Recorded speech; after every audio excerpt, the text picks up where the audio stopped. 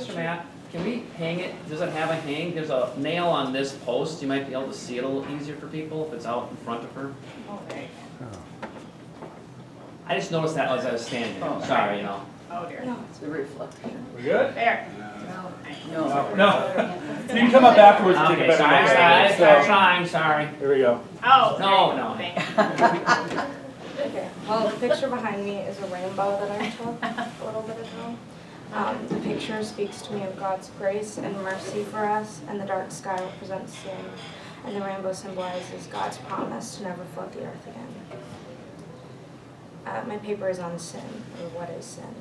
When God told Noah to make the ark, he probably thought it was ridiculous, but he trusted God anyways and made the ark.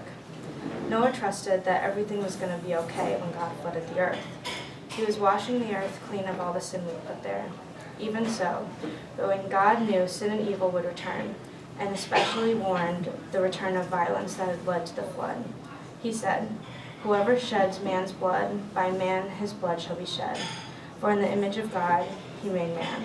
Genesis 9:6.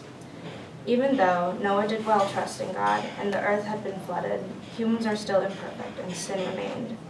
Now it's something we deal with every day. We never really like to think of ourselves as sinners because we don't want to see us as bad people. We're ashamed to say that we've done wrong. However, that line of thinking misses an important point. God uses our sins to draw us closer to himself. I'm not saying you should go and sin more often, but when we do sin, God can use the struggles and the strife from our mistakes to help us realize that we do need him. When we feel sin, we feel his absence. An absence we usually try to fill with people and things, but the only thing that can fill it is God.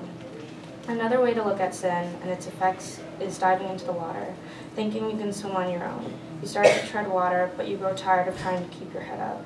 When you distance yourself away from God, you feel a heavy weight that drags you down under. You were fighting, and then you weren't, and you needed someone to save you. It's not until you were drowning that you realize you wanted air. You wanted someone to breathe you back to life. You accept the fact that you need help, and you surrender. You surrender to Christ. Sin is disobeying God in thought, will, or deed. Sin is trying to do things on your own. Thank you.